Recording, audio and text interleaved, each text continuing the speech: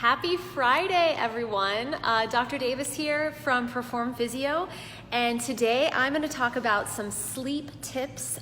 So we've had a lot of questions. A lot of my patients will talk to me and bring up sleep, and if they don't bring it up, I'm going to bring it up.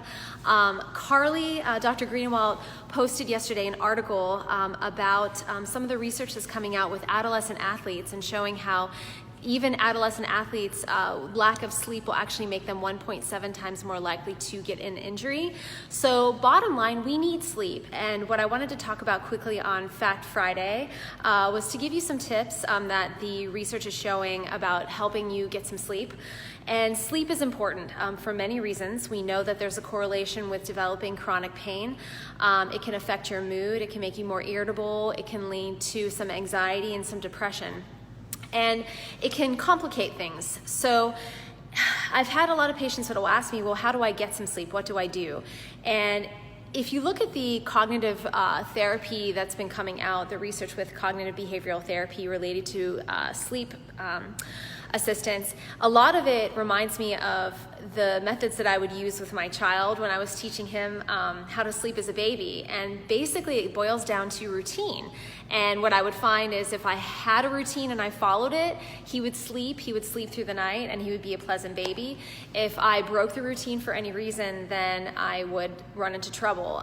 So some of the tips that have been suggested is one of the things to keep in mind. So keep the bedroom reserved for sleeping and for sex. So that should be all that's done in the bedroom. Before you go to bed, you want to minimize the bright light exposure. They say about an hour before you go to bed, you should not have bright light exposure. That includes watching the TV and having your cell phones. So I'm guilty of that. You got to put the cell phones down. You have to not watch TVs. Maybe read a book, do some meditation, something that makes you happy but also calms the nervous system down, tells your brain, hey, I'm getting ready to go to bed. You also want to make a routine. So you want to pick a particular bedtime and actually follow that pretty consistently. So keep that time slot and make it an effort to keep as close to that as possible so that your brain can kind of become used to that. Avoid caffeine or any spicy foods about they say at least an hour before bed. So try not to do that. And they also say, and this, you don't want to exercise too close to bedtime. In fact, they encourage you to exercise in the morning. So when you wake up in the morning, one of the things that is advised is expose yourself to bright light.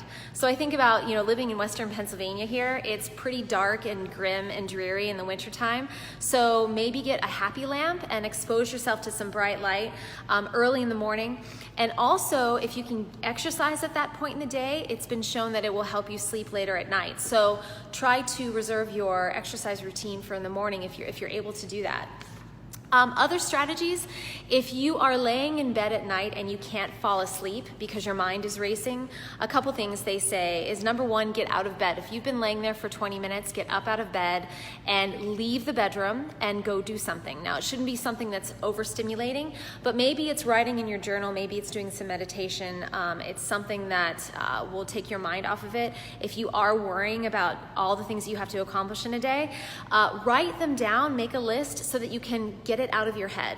So that can be helpful. And basically, if you can keep to these type of strategies, just get into a habit. It takes some practice, but we all need sleep. And when we don't get sleep, as I mentioned earlier, it can make the pain experience worse. It can make, obviously you can have just a difficult day, have some anxiety and some depression. So go have some sleep this weekend, and thank you for watching, and like us on Facebook, and thank you all, and have a great weekend. Bye-bye.